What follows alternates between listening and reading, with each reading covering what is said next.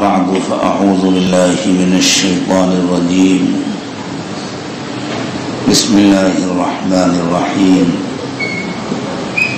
من يطع الرسول فقد أطاع الله ومن تولى فما أرسلناك عليهم حفيظا سبحان ربك رب العزة عما يصفون وسلام على المرسلين والحمد لله رب العالمين اللهم صل على سيدنا محمد وعلى آل سيدنا محمد وبارك وسلم اللهم صل على سيدنا محمد وعلى آل سيدنا محمد وبارك وسلم اللهم صل على سيدنا محمد وعلى آل سيدنا محمد وبارك وسلم اللہ تعالیٰ نے اپنے محبوب پیغمبر حضرت محمد صلی اللہ علیہ وسلم کو محبوب کائنات بنایا.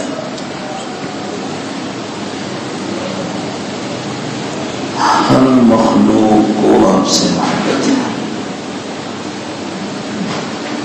انسانوں کو بھی ہے، جناتوں کو بھی ہے، جانوروں کو بھی ہے، فرشتوں کو بھی ہے، بے جان مخلوق کو بھی ہے. اس کے بہت سارے نمونے ہیں، حتیٰ کہ آپ کے ساتھ جس کی نسبت جڑ جائے اللہ اس کو بھی سب کا محبوب بنا دیتا. آپ کے ایک آزاد کیے ہوئے غلام ہیں حضرت سفینہ رضی اللہ تعالی عنہ، صحابی بھی ہیں اور آپ نے ان کو آزاد بھی فرمایا تھا. عربی میں مولا آزاد کیے ہوئے غلام کو بھی کہتے ہیں، آقا کو بھی کہتے ہیں، بڑے اور سردار کو بھی کہتے ہیں. ایک مرتبہ حضرت سفینہ رضی اللہ تعالی عنہ اپنے دوسرے ساتھیوں کے ساتھ سفر کر رہے تھے. کسی ضرورت سے گئے ہوں گے، ساتھیوں سے الگ ہو گئے.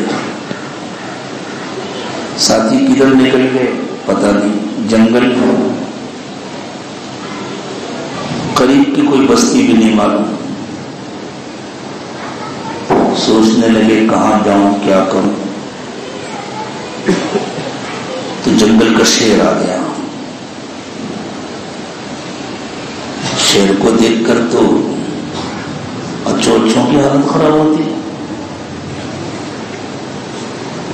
حضرت سفینہ رضی اللہ تعالی عنہ نے اس کو اشارہ کر کے قریب بلایا. ذرا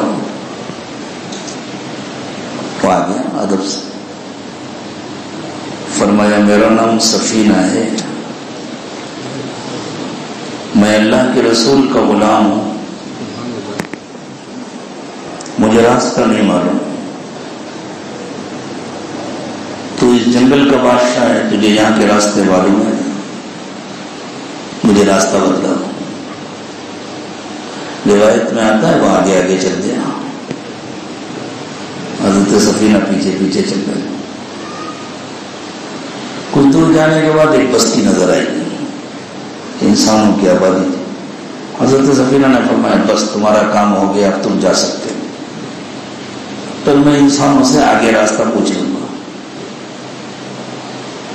وہ ایسا دم ہلاتا ہوا واپس ہوا جیسے کتا اپنے مالک کو دیکھ کر دم ہلاتا ہے. بہت محبت کے ساتھ گویا، سلام کر کے اور شکریہ ادا کر کے، میں اس قابل کہاں تھا، آپ نے مجھے کسی خدمت کے قابل سمجھا، آپ اللہ کے رسول کے غلام.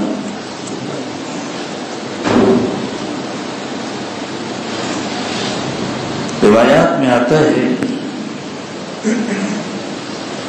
اللہ کے رسول صلی اللہ علیہ وسلم جب ضرورت سے فارغ ہونے کے لیے جنگل میں تشریف لے جاتے ہیں اور بڑا اہتمام کرتے تھے. آپ بہت دور جاتے تھے، جہاں کسی انسان کے آنے کا خطرہ نہ ہو. اگر زمین اونچی نیچی ہے تو آپ کسی گڑھے کا انتخاب فرماتے تھے، اس کے اندر رہے. یا آپ درختوں کو دیکھتے تھے جہاں خوب آڑ ہو. ایک صحابی کہتے ہیں ایک مرتبہ میں بھی ساتھ میں تھا، میں نے دیکھا 2 درخت تھے دور دور. حضور نے کو اشارہ کر کے بلایا، وہ اس طرح چل کر آیا جیسے کوئی جاندار چلتا ہے. دونوں درخت قریب قریب ہو گئے، آڑ ہو گئی. اللہ کے رسول صلی اللہ علیہ وسلم ضرورت سے فارغ ہوئے، پھر اس کو اشارہ کیا، واپس اپنی جگہ پر چلے گئے.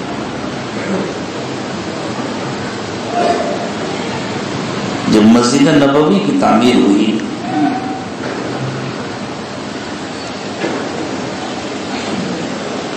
تو صحابہ کرام نے کھجور کے کھمبے گاڑے کے کٹے ہوئے کھجور کے ڈنٹل اور اوپر سے کھجور کی پتیوں کی چھت ڈال دی تھی. وہ جو کھجور کے کھمبے تھے ان کو استوانہ کہتے، استوانہ عربی میں کھمبے کو کہتے. تو جو کہ کھجور کی پتیوں کا چھپر تھا، تو جب کبھی مدینے میں تیز بارش ہوتی تھی، مدینے میں تو اچھی خاصی تیز بارش ہوتی ہے، تو پانی اندر آتا تھا، پانی ٹپکتا. نیچے کوئی باقاعدہ پختہ فرش نہیں تھا،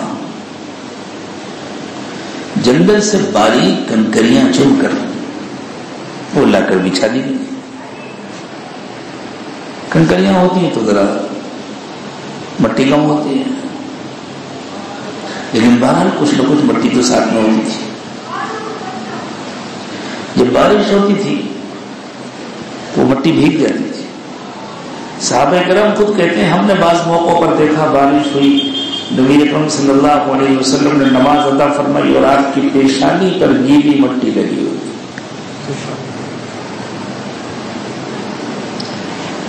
جمعے کے دن جب آپ خطبہ دیتے تھے تو قریب کا ایک کھجور کا تنا تھا جو محراب کے قریب تھا، اس کا سہارا لے کر آپ کھڑے ہوتے تھے، اس کا ٹیک لگا کر پھر آپ کھڑے ہوتے تھے اور خطبہ دیتے تھے.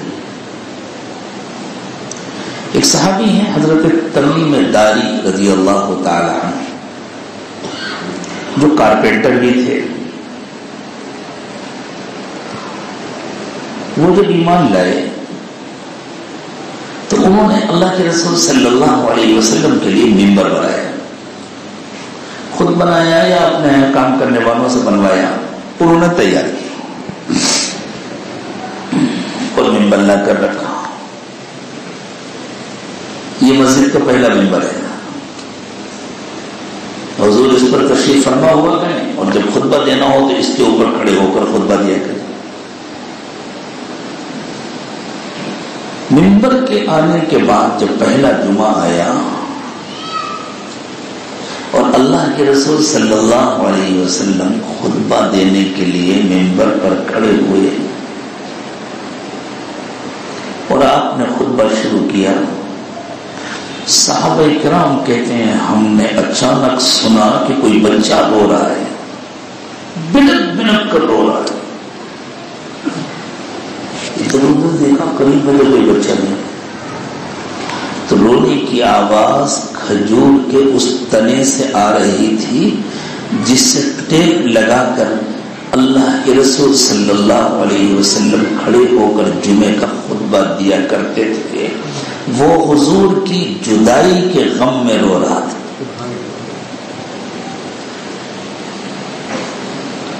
صحابہ کرام فرماتے ہیں اللہ کے رسول صلی اللہ علیہ وسلم ممبر سے نیچے اترے، اس کے پاس آئے اور اس کو ایسے سینے سے لگا لیا جیسے کوئی ماں اپنے بچے کو سینے سے لگاتی ہے. اور صحابہ کہتے ہیں ہم سن رہے تھے وہ ایسے سسک سسک کر آہستہ آہستہ خاموش ہوتا جا رہا تھا جیسے کوئی بچہ رو رہا ہو اور ماں گود میں لے لے اور دھیرے دھیرے سسکیاں لیتا ہے اور آہستہ آہستہ اس کی آواز بند ہوتی ہے.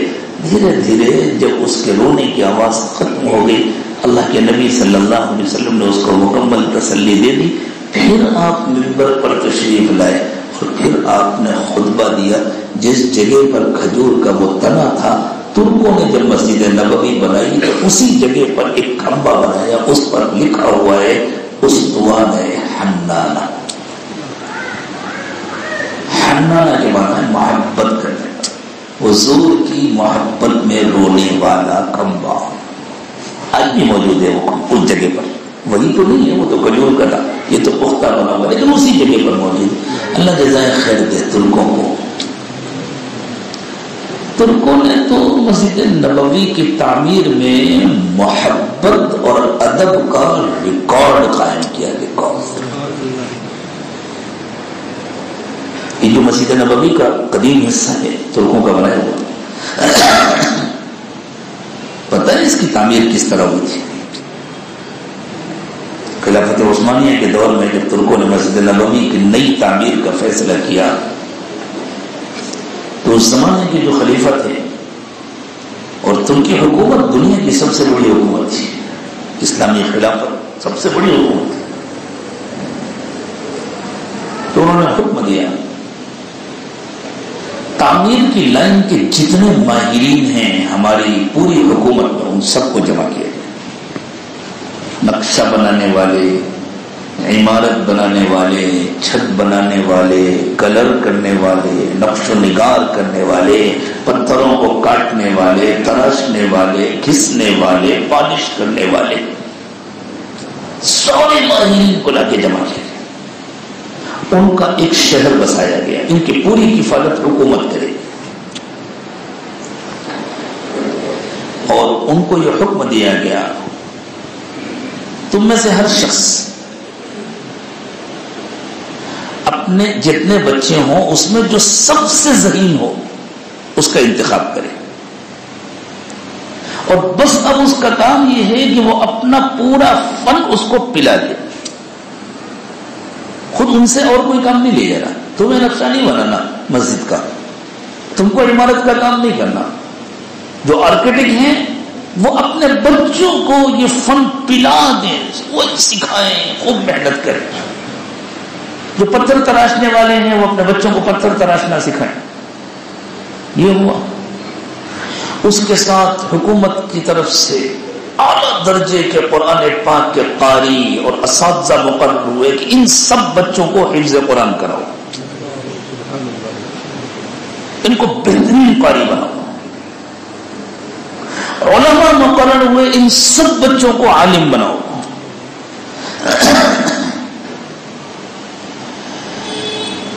فوجی افسران مقرر ہوئے ان سب کو شہ سواری سکھاؤ, ہر فن کا ماہر بناؤ. وہ ایک نسل جوان ہوئی, 25 سال لگے تقریباً, ایک نسل تیار جن میں کا ہر بچہ تعمیرات کے کسی شعبے کا ماہر انجینئر تھا, حافظ قرآن تھا, عالم بعمل تھا, بہترین فوجی اور شہ سوار تھا, ذاکر تھا, عبادت گزار تھا, تہجد گزار تھا. ایسی ایک ٹیم تیار کی ان لوگوں نے. جب یہ ٹیم تیار ہو گئی تو اب ان سے کہا گیا اب تم کو مسجد نبوی بنائیں اور مکمل تلاوت کرتے ہوئے کام کرنا ہے. برسوں لگی مسجد کی تعمیر میں. بہترین قاری, بہترین حافظ اور بہترین انجینئر, اپنے فن کے ماہر, اور وہ مستقل آہستہ آہستہ آواز میں جیسے شہد کی مکھی کی بنبناہٹ ہوتی ہے ایسی آواز میں مسلسل قرآن پاک کی تلاوت کر رہے ہیں اور کام کر رہے ہیں.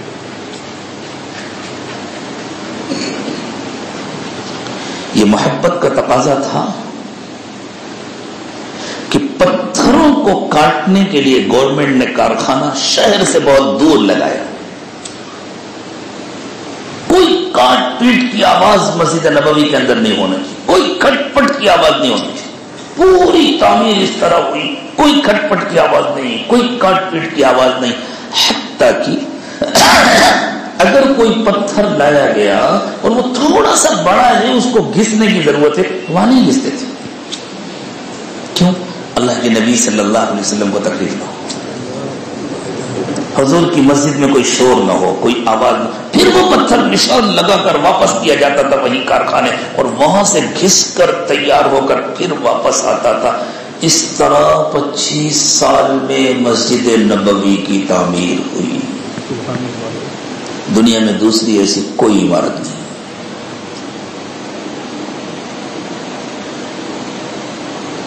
تاج محل محبت کی نشانی کہی جاتی ہے, لیکن بس ایک شوہر کی اپنی بیوی کے ساتھ محبت, ایک بادشاہ کی اپنے ملکہ کے ساتھ. اچھے کاریگر جمع کر دیے, اچھا تعمیر کا شاہکار تیار ہو گیا, لیکن بلا شبہ محبت اور عقیدت کا تاج محل ہے مسجد نبوی کی.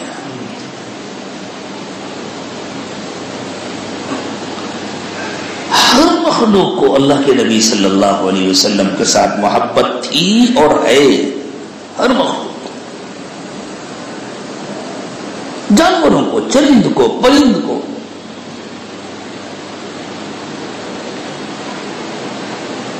ایک اونٹ بے قابو ہو گیا, لوگ پکڑنے کی کوشش کر رہے ہیں, پکڑ نہیں پا رہے. بھاگتا ہوا آیا نبی صلی اللہ علیہ وسلم کی طرف. صحابہ ڈرے کہیں حضور کو یہ کوئی نقصان نہ پہنچے. اور اونٹ جب غصے میں ہو تو بہت خطرناک ہوتا ہے اور بہت کینہ پرور ہوتا ہے. اونٹ دشمنی کو یاد رکھتا ہے. اگر اس کے مالک نے اس کو بیجا, مارا, ستایا, پریشان کیا, وہ فوراً انتقام نہیں لیتا, یاد رکھتا ہے. اور جب اسے موقع ملتا ہے نا تو وہ اپنے جبڑوں سے یوں انسان کی کھوپڑی بیچ سے پکڑ کر یوں اکھاڑ لیتا ہے, سر کے 2 حصے کر. کسی پر حملہ کرتا ہے تو بہت خطرناک حملہ کرتا ہے, ہوتا بھی ہے بڑا طاقتور. تو وہ جب حضور کی طرف آنے لگا تو صحابہ کو ڈر ہوا کہیں حضور کو کوئی نقصان نہ پہنچے. اللہ کے نبی صلی اللہ علیہ وسلم اسے دیکھ رہے ہیں. وہ قریب آیا اور ایسے سر جھکا لیا جیسے کوئی شاگرد اپنے استاذ کے سامنے آ کر بیٹھے, کوئی سعادت مند بیٹا اپنے باپ کے سامنے آ کر بیٹھے.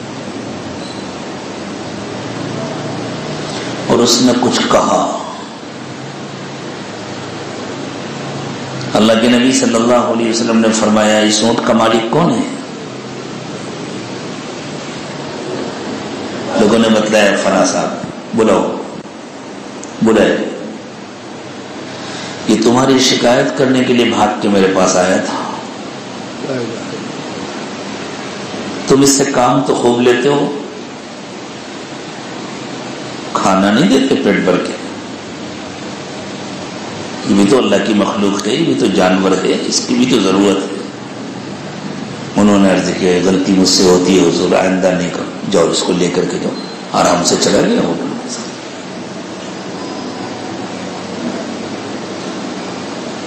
عجیب عجیب واقعات, عجیب عجیب واقعات. جانوروں کے کلمہ پڑھنے کے بعد, کنکریوں کے کلمہ پڑھنے کا واقعہ. ابو جہل ہاتھ کی مٹھی میں کنکری لے کر آیا اور نبی صلی اللہ علیہ وسلم سے کہا محمد تم کہتے ہو میں اللہ کا نبی ہوں, تمہیں اللہ تعالیٰ سب کچھ بتلا دیتے ہیں, پوچھو اپنے اللہ سے بتلائے تم کو میری مٹھی میں کیا ہے, بتلا دو تو میں مان لوں گا. حضور نے فرمایا میں بتلاؤں یا جو مٹھی میں ہے وہ خود بتلائے. اسے تعجب ہوا، کیا مطلب؟ کھول دو بٹی۔ اس نے کھول دیا تو اندر جو کنکریاں تھیں نا ان سے آواز آ رہی تھی، لا الہ الا اللہ محمد الرسول۔ محبوب کل جہاں ہیں محمد الرسول اللہ صلی اللہ علیہ وسلم۔ بعض روایات میں آتا ہے حضور اکرم صلی اللہ علیہ وسلم جب اپنی رضاعی والدہ حضرت حلیمہ کے گھر میں تھے، چھوٹے تھے، تو حضرت حلیمہ کی بیٹی تھی شیما۔ بعد میں اللہ نے بڑے ہونے کے بعد ان کو ہدایت بھی دی، صحابیہ بنی رضی اللہ تعالی عنہ۔ دیہاتی لوگ بیچاری، حلیمہ سعدیہ دیہاتی، شیما دیہاتی، کہیں کسی دیہات میں ان کی شادی ہوئی تھی۔ اس علاقے کے والوں سے جب مقابلہ ہوا اور جنگی قیدی لائے گئے تو اس میں حضرت شیما بھی تھی۔ حضور کے قریب آئی تو ڈر رہی تھی۔ حضور نے فرمایا شیما ڈر کیوں رہی ہو؟ کھڑے ہو کر استقبال کیا، اپنی چادر بچھائی، میری بہن آئی ہے۔ صحابہ کو حیرت ہوئی، یہ دیہاتی عورت حضور کی بہن ہے؟ ہاں، میں نے اس کی ماں کا دودھ پیا ہے، اس نے بچپن میں مجھے گود میں کھلایا، میری بہن۔ شیما کیوں ڈر رہی ہو؟ انہوں نے کہا مجھے معلوم ہوا ہے کہ میرے بھائی کو اللہ نے عرب کا بادشاہ بنا دیا ہے، مجھے بادشاہوں کے آداب نہیں معلوم، میں دیہات کی رہنے والی ہوں، میں ڈر رہی ہوں کوئی وید بھی نہ ہو جائے، گستاخی نہ ہو جائے اور میری گردن ماری جائے۔ بادشاہوں کے یہی ہوتا تھا۔ حضور نے فرمایا نہیں شیما، میں تمہارا بھائی ہوں، قریب آؤ، دیکھو بچپن میں ایک بار تم نے میرے ہاتھ میں دانت کاٹ لیا تھا نا، دیکھو نشان ہے۔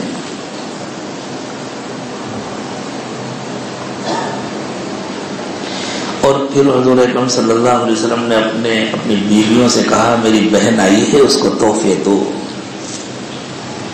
سب نے تحفے جمع کیے اور ان تحفوں کے ساتھ حضرت شیما کو جب واپس کیا اور وہ اپنے خاندان میں دی اور جا کر کہا دنیا میں کسی بہن کا ایسا بھائی نہیں ہوگا،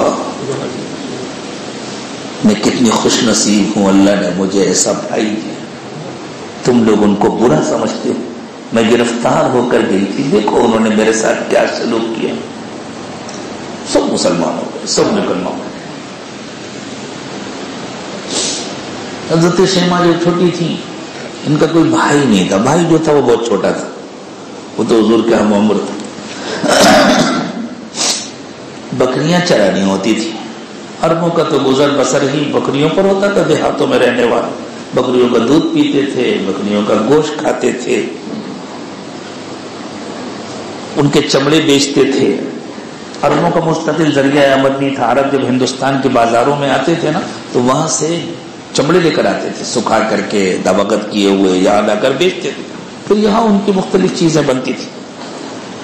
اور یہاں ہمارے ہندوستان سے وہ لوہے کا سامان لے جاتے تھے، تلواریں وغیرہ، چونکہ ہندوستان میں لوہا بہت ہوتا ہے، آپ کے علاقے میں تو کرناٹک آندھرا وغیرہ کے بارڈر پر کافی لوہا ہوتا ہے، تو بکریوں پر گزر بسر ہوتی تھی۔ ایک ایک گھر میں سینکڑوں بکریاں ہوتی تھی۔ تو ایک دن ماں نے کہا بیٹی بکریوں کو لے جاؤ چرانے کے لیے۔ انہوں نے کہا امی اتنی بکریاں مجھ سے سنبھلتی نہیں ہیں۔ ماں نے کہا بیٹے کرنا تو پڑے گی، اور تو کوئی ہے نہیں، تمہارا باپ بوڑھا، میں بوڑھی، تمہیں تو کرنا پڑے گا۔ انہوں نے کہا ہم ایک کام کریں، یہ چھوٹا بھیا ہے نا محمد، اس کو دے دیں ساتھ میں، چھوٹے ماں نے کہا کمال ہے، پہلے تو کہتی ہو بکریاں سنبھلتی نہیں، تم بچے کو سنبھالو گو کہ بکریاں سنبھالو گے؟ انہوں نے کہا نہیں اب دے دے، آپ بھیا کو ساتھ لے جانے دیں گی تو میں بکریاں لے جاؤں گی چرانے، ورنہ نہیں لے جاؤں۔ حج ہوا ایسا کیا ہے؟ تو انہوں نے کہا اصل میں ایک دن میں لے گئی تھی اپنے بھائی کو، بکریوں کو بھی ساتھ لے گئی تھی، میں تو ایک جگہ بھائی کو لے کر گود میں بیٹھ گئی، بکریوں نے خود بخود جلدی جلدی چر لیا اور چر کر سب آ کر گھیرا بنا کے بیٹھ گئی۔ میں بھی اپنے بھائی کا چہرہ دیکھ رہی تھی، بکریاں بھی میرے بھائی کا چہرہ دیکھ رہی تھی۔ مجھے کسی بکری کو سنبھالنا نہیں پڑا کہ کوئی بھاگ رہی، کوئی بھاگ ہی نہیں رہی تھی، میں جدھر بھائی کو لے کے جا رہی تھی ساری بکریاں اسی طرف جا رہی تھی۔ اس لیے مجھے تجربہ ہوا بھیا کو لے جاؤں گی تو بکریوں کو سنبھالنا آسان۔ محبت تو دلوں میں اللہ پیدا کرتے ہیں۔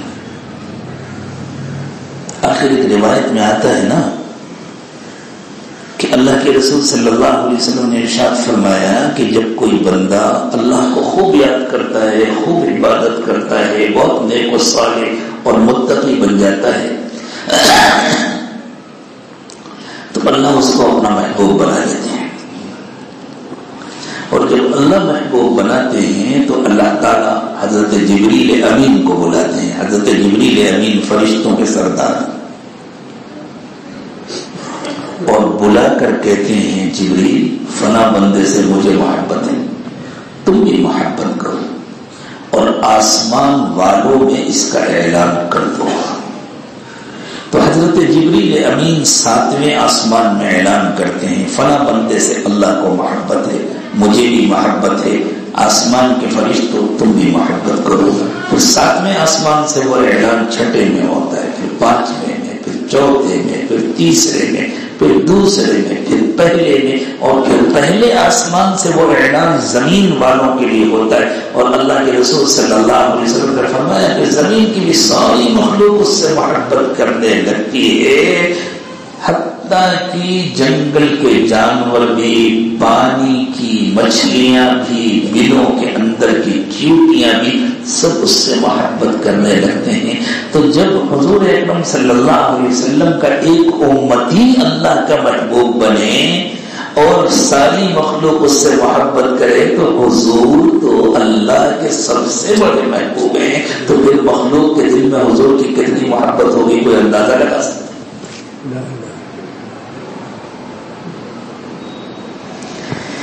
جناتوں کا اللہ تعالیٰ نے تذکرہ کیا،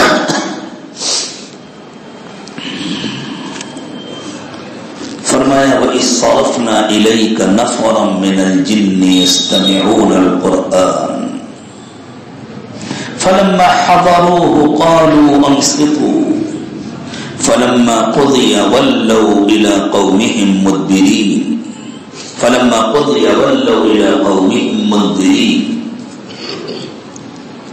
ہم نے جناتوں کی ایک جماعت آپ کی طرف بھیجی، وہ رک کر قرآن سننے لگے۔ اللہ کے نبی صلی اللہ علیہ وسلم جب طائف سے واپس تشریف لائے تو مکہ مکرمہ میں داخل ہونے سے پہلے آپ نے رات میں ایک جگہ قیام فرمایا، اس لیے کہ آپ فوراً مکے میں داخل نہیں ہو سکتے تھے، کچھ مسائل تھے جن کی تفصیل میں اس وقت جانے کا موقع نہیں۔ تو جنت المعلات کی طرف سے جب ہم آتے ہیں، مکے کا جو قبرستان ہے، اصل میں اس کو معلات اس لیے کہتے ہیں، مکہ جو ہے نا وہ یوں ہے ڈلال میں، ایک طرف اونچا ایک طرف نیچا، بیچ میں ہے بیت اللہ۔ تو یہ جو اوپر کا علاقہ ہے اس کو معلات کہتے ہیں، اور جو نیچے کا علاقہ ہے اس کو مسفلہ کہتے ہیں۔ مسفلہ کے معنی نچلا حصہ، معلات کے معنی اوپر کا حصہ، درمیان میں ہے بیت اللہ۔ اور جو بارش کا پانی بہتا تھا نا وہ اوپر سے بہ کر نیچے آتا تھا تو کعبے کے پاس سے بہتا ہوا جاتا تھا، اور آگے ابھی جہاں شاہ ابراہیم الخلیل ہے اس سے بائیں طرف کا جو محلہ ہے اس کو مسیال کہتے ہیں۔ مسیال عربی میں نالے کو کہتے ہیں، یہ بارش کا پانی یہاں سے بہ کر جایا کرتا تھا، اس پورے محلے کو مسیال کہتے ہیں۔ تو معلّہ، مسفلہ، مسیال۔ تو ادھر سے جب طائف کی طرف سے اللہ کے نبی صلی اللہ علیہ وسلم تشریف لائے تو معلّات کی طرف سے آ رہے تھے، ادھر طرف قبرستان تھا۔ معلّات میں قبرستان اس لیے بنایا گیا تھا کہ تاکہ وہاں پانی بھرے نہیں، جو بارش کو پانی نیچے چلے جائے. تو وہاں پر مسجد جن ہے، دیکھیے ہوگی نا بہت سے لوگوں نے مسجد جن. یہ اسی جگہ بنائی گئی جس جگہ اس رات اللہ کے نبی صلی اللہ علیہ وسلم نے قیام فرمایا تھا، اور آپ رات میں وہاں تہجد میں قرآن کی تلاوت کر رہے تھے. اللہ ہم سب کو بھی تہجد پڑھنے اور تہجد میں قرآن کی تلاوت کرنے کے توفیق عطا فرمائے. تہجد کے بغیر اللہ کا قرب نہیں ملتا. روحانی ترقی کا کوئی تصور نہیں ہے تہجد کے اہتمام کے بغیر. جناتوں کی جماعت وہاں سے گزر رہی تھی، ان کے کانوں میں جو قرآن کی آواز اسی کی تلاش میں تو ہم نکلے تھے. وہ نکلے تھے یہ معلوم کرنے کے لیے کہ دنیا میں ایسا کون سا اہم واقعہ ہوا ہے جس کی وجہ سے آسمانوں میں ہماری انٹری بند کر دی گئی. خاموش ہو کر اطمینان سے قرآن کی تلاوت سنتے رہے. جب تلاوت ختم ہو گئی تو اپنے قوم میں واپس گئے، اور گئے تو داڑھی بن کر گئے. فلما قضی ولوا الی قومہم منذرین. جب یہ تلاوت مکمل ہو گئی تو یہ سننے والے اپنی قوم میں داڑھی بن کر گئے. قالوا یا قومنا انا سمعنا کتابا انزل من بعد موسى مصدقا لما بین یدیہ یہدی الی الحق والى طریق مستقیم. انہوں نے جا کر بتلایا، لوگوں ہم ایک کلام سن کر آئے ہیں، حضرت موسیٰ کے بعد جو نازل ہوا ہے وہ پچھلی کتابوں کی تصدیق کرتا ہے، سیدھا راستہ دکھاتا ہے، حق کی رہنمائی کرتا ہے. یا قومنا اجیبوا داعی اللہ وآمنوا بہ. لوگوں ہمارا مشورہ یہ ہے اللہ کے داعی کی بات مان لو، ان پر ایمان لے آؤ. یغفر لکم من ذنوبکم ویجرکم من عذاب علیم. اللہ تمہارے گناہوں کو معاف کر دیں گے، تمہیں تکلیف دہ عذاب سے بچا دیں گے. ومن لا يجب داعی اللہ فلیس بمعجز فی الارض ولیس له من دونه اولیاء اولئک فی ضلال مبین. اور جو اللہ کے داعی کی بات نہیں مانے گا وہ اللہ کو کچھ بگاڑ نہیں سکتا. وہ زمین میں کہیں بھی چلا جائے وہ اللہ کو کچھ نہیں بگاڑ سکتا، اور اللہ کے سوا اس کا کوئی دوسرا مددگار بھی نہیں ہے کہ کسی طرح اس کا کام چل جائے. وہ تو گمراہی میں بھٹکتا ہے. تو جناتوں کے دل میں بھی آپ کی محبت، جنات بھی آپ کی اطاعت گزار، آپ کے فرمان.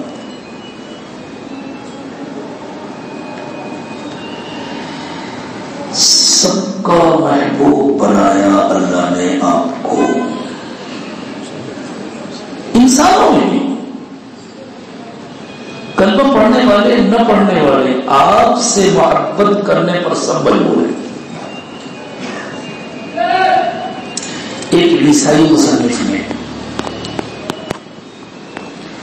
دنیا کی 100 بڑی شخصیتوں کے حالات جمع کیے. ایسی 100 شخصیتیں جنہوں نے سب سے زیادہ انسانی تاریخ میں اپنے نقوش چھوڑے، سب سے زیادہ تاریخ کو متاثر کیا. مصنف عیسائی، حضرت عیسیٰ کا کلمہ پڑھنے والا، لیکن اس نے پہلے نمبر پر نام لکھا حضرت محمد صلی اللہ علیہ وسلم، اور دوسرے نمبر پر نام لکھا حضرت محمد صلی اللہ علیہ وسلم کے تربیت یافتہ سیدنا عمر بن خطاب رضی اللہ تعالی عنہ. تیسرے نمبر پر حضرت عیسیٰ علیہ السلام بنا.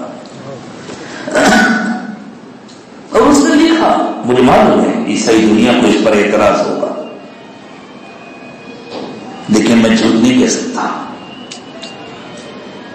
انسانوں کو جتنا متاثر محمد صلی اللہ علیہ وسلم نے کیا ہے، اور جتنی کامیابیاں محمد صلی اللہ علیہ وسلم نے حاصل کی، اور محمد رسول اللہ صلی اللہ علیہ وسلم کے یہاں سے، آپ کے دربار سے بٹی ہوئی خیرات جس طرح آج تک دنیا کو مل رہی ہے اور دنیا اس سے فائدہ اٹھا رہی ہے، ایسی دوسری کوئی شخصیت نہیں.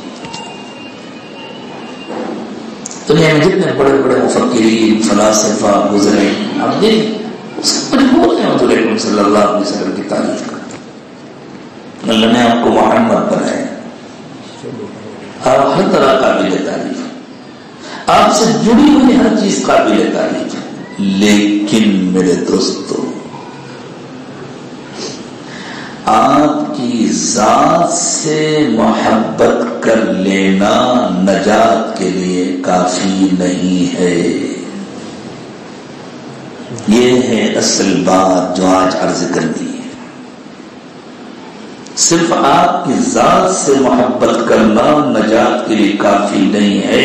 اگر ایک مسلمان آپ کی ذات سے محبت کرتا ہے کون سا بڑا کام کرتا ہے، کون سے کمال کی بات ہے. کافر بھی آپ سے محبت کرتے ہیں، جانور بھی آپ سے محبت کرتے ہیں، ان جنات بھی آپ سے محبت کرتے ہیں، درخت بھی آپ سے محبت کرتے ہیں، پتھر اور پہاڑ بھی آپ سے محبت کرتے ہیں. اور ایک پہاڑ ہی تو ہے. پہاڑ میں کیا ہوتا ہے؟ چٹانیں ہوتی ہیں.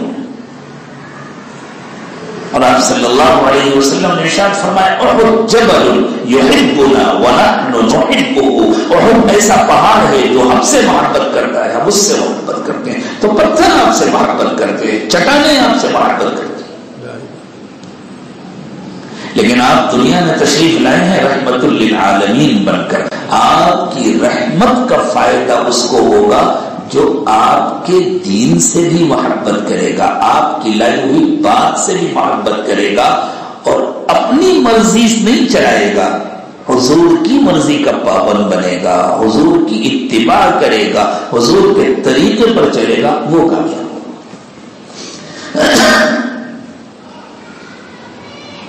اس لیے اللہ تعالیٰ نے صاف صاف ارشاد فرمایا من یطع الرسول فقد اطاع اللہ. اللہ کا کہنا بس اسی نے مانا جس نے رسول کا کہنا مانا. ومن تولى فما ارسلناك عليهم حفيظا. اور جس نے آپ کی اطاعت سے منہ موڑا، آپ کی فرمانبرداری سے منہ موڑا، ہم نے آپ کو اس کا ذمہ دار نہیں بنایا. اس کو جہنم میں جانے کا شوق ہے، جانے. جلوس نکالنا، جھنڈے اٹھانا، نعرے لگانا، یہ تو اپنی خوشی کو لے کر لینا. حضور نے تو یہ سب نہیں سکھایا، یہ حضور کی تعلیم تو نہیں. یہ تو اپنی خوشی والی محبت ہوئی. وقت پر نماز پڑھنا، نگاہوں کو نیچے رکھنا، حقوق کو ادا کرنا، زندگی کو سنتوں سے سجانا اور دل کو اللہ کی یاد سے آباد کرنا، یہ ہے نبی صلی اللہ علیہ وسلم کی تعلیم. اور یہ کسی ایک مہینے کے لیے نہیں ہے، ایک دن کے لیے نہیں ہے، صرف ایک رات کے لیے نہیں ہے، کسی ایک ہفتے کے لیے نہیں ہے. یہ تو پوری زندگی کے لیے نہیں، صرف ایک سال کے لیے بھی نہیں ہے، پوری زندگی کے لیے نہیں. بالغ ہونے کے بعد سے لے کر کے آخری سانس تک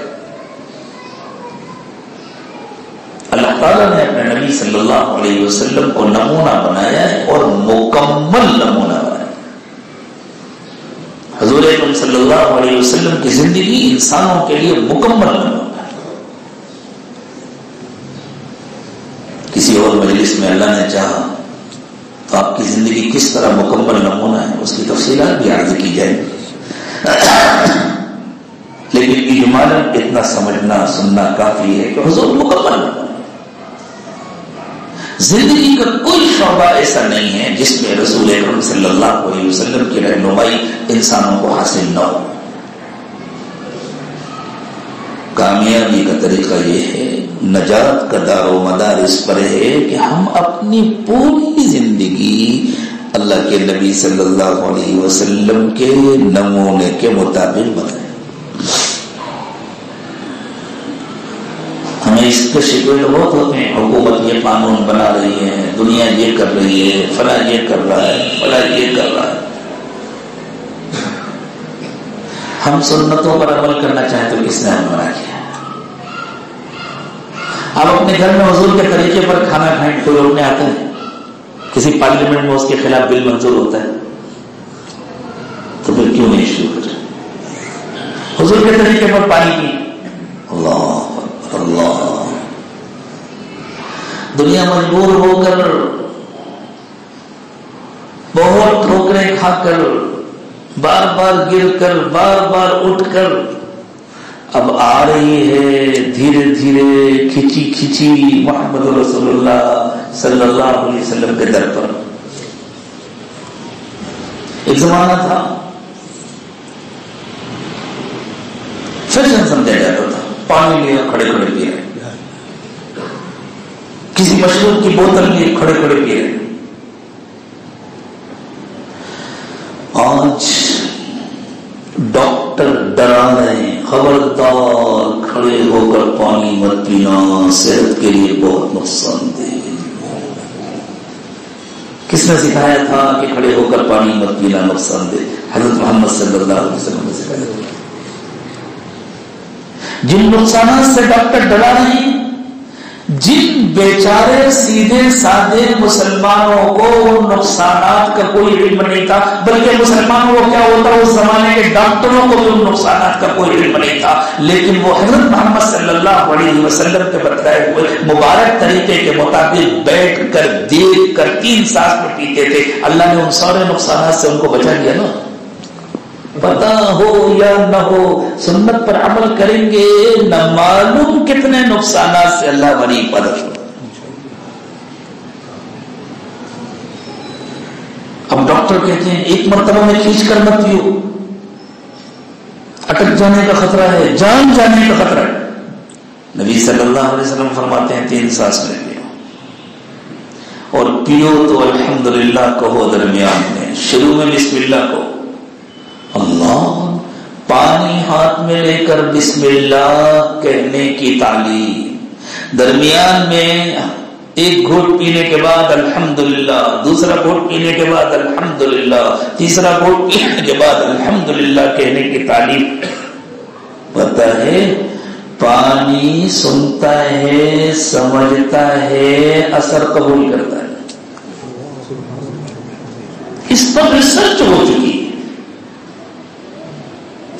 اس پر باقاعدہ تحقیق ہو چکی کہ پانی سنتا ہے,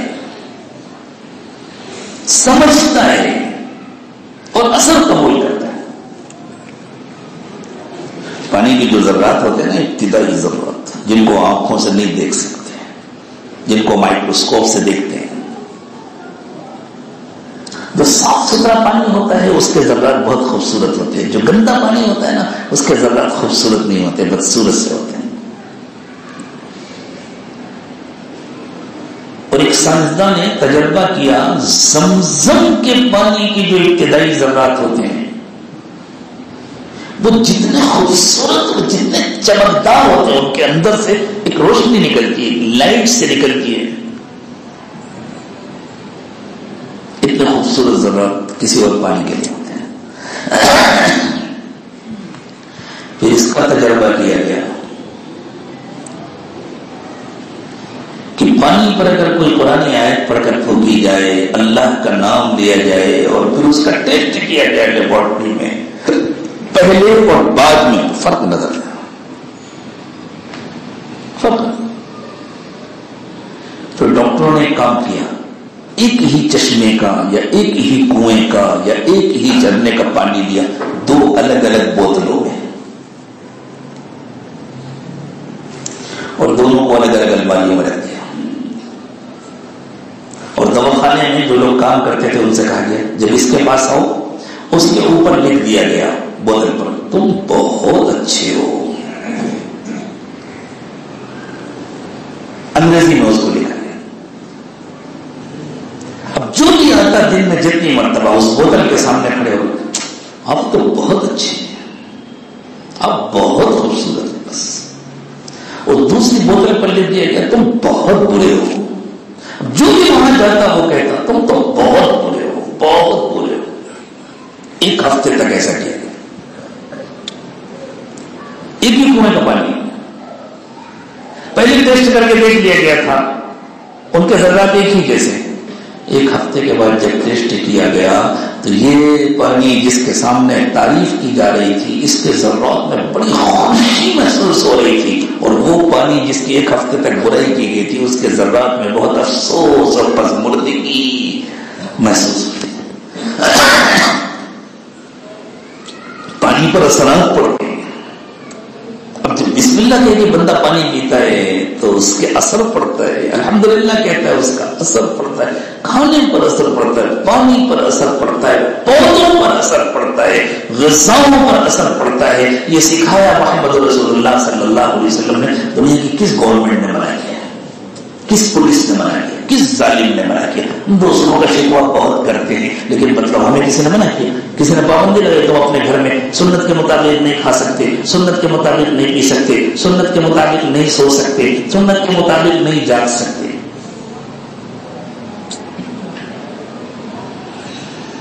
کسی کے گھر میں کھانے کو نہ ہو اور وہ بھوکا ہو تو اس پر افسوس ہے، لیکن اس کے لیے کیا کہیں گے جس کے گھر میں کھانے کو ہے اور پھر بھی وہ بھوکا ہو؟ پھر بھی وہ کیوں بھوکے ہو؟ 3 دن سے کچھ کھایا نہیں، بھوک سے اٹھا نہیں جاتا۔ کیوں نہیں کھایا بھائی؟ گھر میں چاول ہے تو کون نکالے گا ڈبے سے، کون دھوئے، کون پکائے؟ نہیں دل چاہتا کچھ کرنے۔ تو کوئی بھی سمجھدار آدمی کہے گا اس کے پیٹ کا مسئلہ نہیں ہے، اس کے دماغ کا مسئلہ ہے، ہاں کچھ مینٹلی گڑبڑی ہے۔ گھر میں دال بھی ہے، چاول بھی ہے، فریج میں گوشت بھی ہے، مسالے بھی ہے، سب کچھ ہے، کہہ رہا 3 دن سے بولو، چولہا بھی ہے، گیس بھی ہے، برتن بھی ہے، پانی بھی، کس کی کمی نہیں، پھر بھی وہ۔ ہائے میرے دوستو، دوسروں پر ہنسنا بہت آسان ہے، ہم اسی قسم کے بھوکے لوگ ہیں۔ سب کچھ ہے ہمارے پاس اور ہماری زندگیوں میں سنت نہیں ہے۔ اچھی بات ہے، ہونا چاہیے ایسا۔ میں آپ سے پوچھ رہا ہوں، ایسا ہونا چاہیے؟ نہیں ہونا چاہیے۔ تو پھر تبدیلی آنی چاہیے نا، کب آئے گی؟ کوئی تاریخ مقرر کریں گے، کوئی تاریخ مقرر، ایسی تاریخ مقرر کرو جس میں سب زندہ ہے، گارنٹی ہو سب لوگ زندہ ہے ایسی کوئی تاریخ؟ تو پھر کیا یہ اچھا نہیں ہے کہ ابھی نیت کر لیں؟ آج سے انشاءاللہ تبدیلی نہیں۔ اللہ تعالیٰ نے اپنی سب سے بڑی رحمت، حضور اکرم صلی اللہ علیہ وسلم کا لقب ہے الرحمت المہدات، اللہ کا سب سے بڑا گفٹ ہے، اللہ کے خزانے کی سب سے بڑی رحمت ہے محمد رسول اللہ صلی اللہ علیہ وسلم۔ اتنی بڑی رحمت اللہ نے ہمیں عطا فرمائی تو ہم فائدہ اٹھائیں گے نا انشاءاللہ۔ آج سے نیت کریں گے، جان بوجھ کر گناہ نہیں کریں گے، جان بوجھ کر سنت نہیں چھوڑیں گے، اپنا نقصان نہیں کریں گے، اللہ کو یاد کریں گے، آخرت کی فکر کریں گے، حضور اکرم صلی اللہ علیہ وسلم کے احسان مند بن کر رہیں گے، اہتمام کے ساتھ روزانہ درود پاک پڑھیں گے، اللہ کا شکر ادا کریں گے۔ اللہ کی زبان سے آپ کا شکر ادا کریں، آپ نے اتنا بڑا انعام فرمایا ہمیں، حضرت محمد صلی اللہ علیہ وسلم کا امتی بنا دیا۔ عہد کر لو میرے دوستو، اللہ مجھے بھی توفیق دے، آپ کو بھی توفیق دے، یہی کامیابی کا راستہ ہے، یہی ہدایت کا راستہ ہے۔ چاہے جتنے جلوس نکال لیے جائیں، چاہے جتنی کانفرنسیں کر لی جائیں، چاہے جتنے جلسے کر لیے جائیں، چاہے جتنے نعرے لگا لیے جائیں، اور چاہے جتنی کتابیں شائع کر دی جائیں، چاہے جتنے لیکچر ہوں، چاہے جتنا لٹریچر تیار کر لیا جائے، اور زبان سے چاہے جتنا محبت کا دعویٰ کر لیا جائے، جب تک محمد الرسول اللہ صلی اللہ علیہ وسلم کی اطاعت نہیں ہوگی اس وقت تک مغفرت کی امید نہیں کی جا سکتی۔ نجات کا راستہ محمد رسول اللہ صلی اللہ علیہ وسلم کی اطاعت کا راستہ ہے۔ ہم حضور سے محبت کرتے ہیں تو کوئی کمال نہیں کرتے، کوئی احسان نہیں کرتے، کلمہ نہ پڑھنے والے بھی حضور سے محبت کرتے ہیں، جانور بھی حضور سے محبت کرتے ہیں، اینٹ و پتھر بھی حضور سے محبت کرتے ہیں، زمین اور آسمان بھی حضور سے محبت کرتے ہیں۔ ہمارا کام تو یہ ہے کہ ہم محبت کے ساتھ اطاعت کریں۔ اللہ یہ اطاعت مجھے بھی نصیب فرما دے، آپ کو بھی نصیب فرما دے۔ اچھا تو نہیں لگتا آپ جیسے معزز لوگوں سے میں یہ سوال کروں، لیکن کیا کریں، نجات کا مسئلہ ہے نا، آخرت کا مسئلہ ہے۔ میرے دوستو ارادے ظاہر کرو، آج سے کس کا مکمل اطاعت کرنے کا ارادہ ہے؟ اللہ توفیق، مکمل اطاعت ہے۔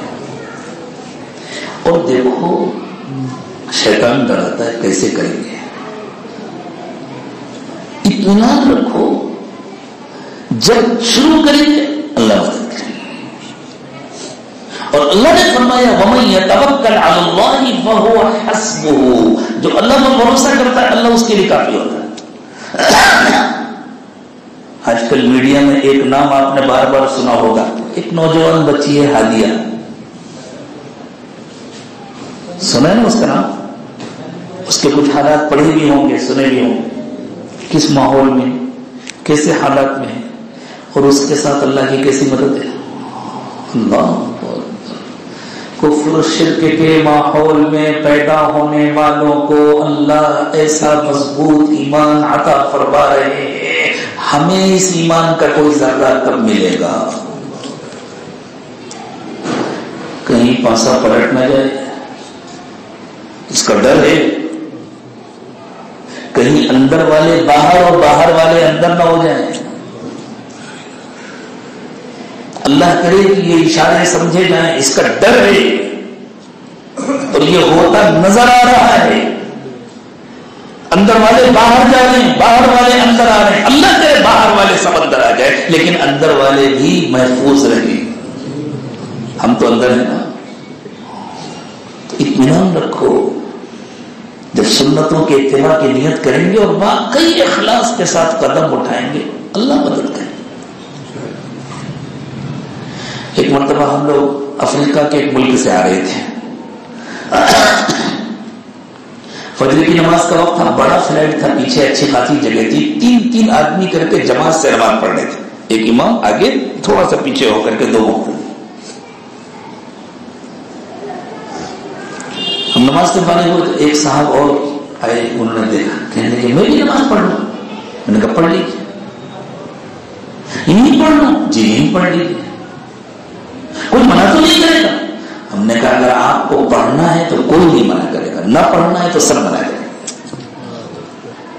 یہ پوچھنے کی کیا ضرورت ہے؟ ہم نے پڑھا، ہم سے پہلے والوں نے پڑھا، ہم کہہ رہے پڑھ لیا، نیت مان کے کھڑے ہو جائیے، جب کوئی منع کرے گا تب دیکھا جائے گا۔ یہ کیا سوال ہے؟ کوئی منع تو نہیں کرے گا، جس کو کرنا ہے اس کے لیے کوئی رکاوٹ نہیں، جس کو نہیں کرنا اس کے لیے ساری رکاوٹ۔ قدم اٹھا کے دیکھیں، آج بھی تو اللہ کے ایسے بندے ہیں، اللہ کی ایسی بندیاں ہیں جو دین پر مکمل عمل کر رہے ہیں۔ آخر ان کی مدد کون کرتا ہے؟ جو ان کی مدد کرتا ہے وہی ہماری بھی مدد کرے گا۔ ہمیں ہمت تو کریں اور دوسروں کا رونا بند کریں، حکومتوں سے امیدیں رکھنا بند کریں، خود قدم اٹھائیں، خود اپنی ذات سے آگے بڑھیں، پھر محبت کے ساتھ اپنے گھر والوں کو سمجھائیں اور ان کو لگائیں اور دین کے جو تقاضے ہیں ان کو پورا کریں۔ دیکھو جب دین زندگی میں آتا ہے نا، جب زندگی میں دین آتا ہے تو پھر اللہ تعالیٰ دوسروں کے دلوں میں بھی اس کا شوق پیدا کر دیتا ہے۔ آپ کے اپنے شہر کا ایک واقعہ ہے، ایک بیچارہ جو ہدایت سے محروم تھا، برے ماحول میں تھا،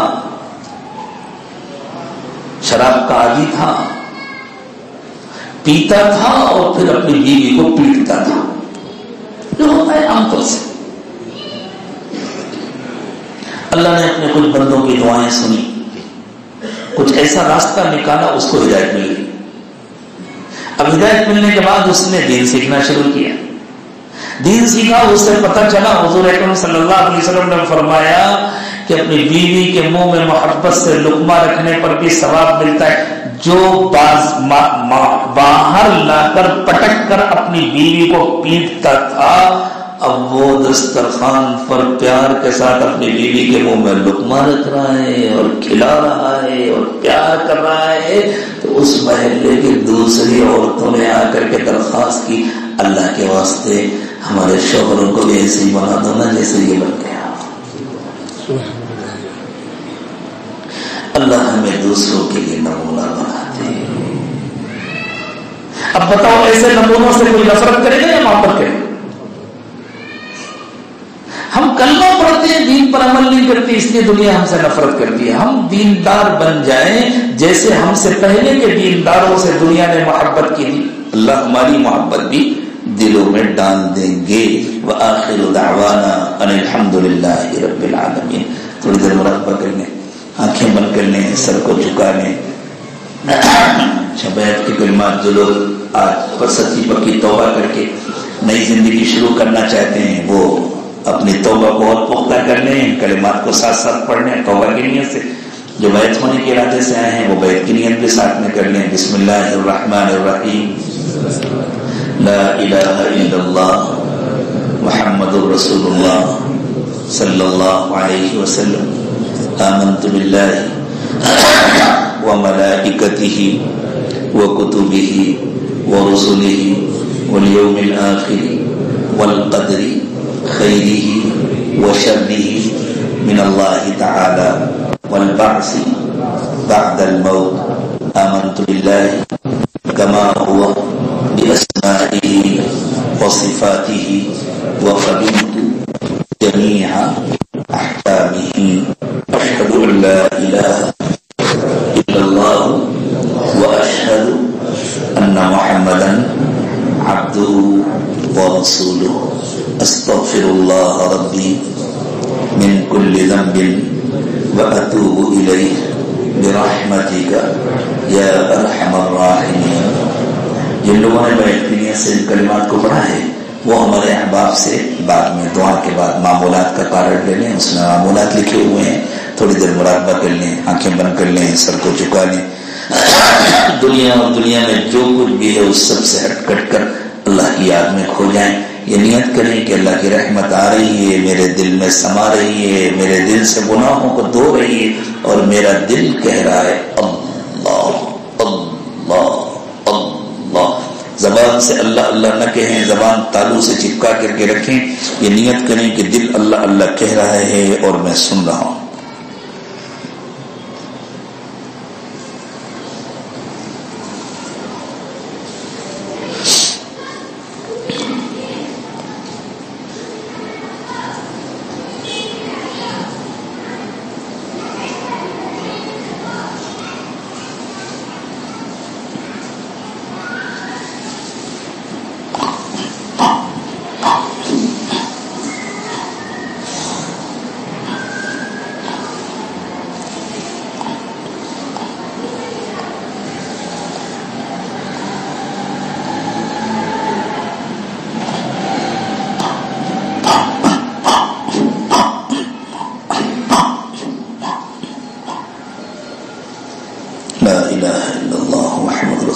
دعا فرمائیں، سبحان ربی العلی العلی الوہاب، اللہم صلی علی سیدنا محمد وعلى آل سيدنا محمد وبارك وسلم۔ ربنا ظلمنا أنفسنا وإن لم تغفر لنا وترحمنا لنكونن من الخاسرين۔ پروردگار عالم، ہم آپ کے عاجز و کمزور بندے ہیں، ہمارے حال پر رحم فرما۔ اللہ دلوں کی گندگیاں دور فرما دیجئے، اللہ اب تک کے سارے گناہوں کو معاف فرما دیجئے، اللہ آنے والی زندگی کو پچھلی زندگی کا کفارہ بنا دیجئے، آنے والے وقت کو پچھلے وقت سے بہتر بنا دیجئے۔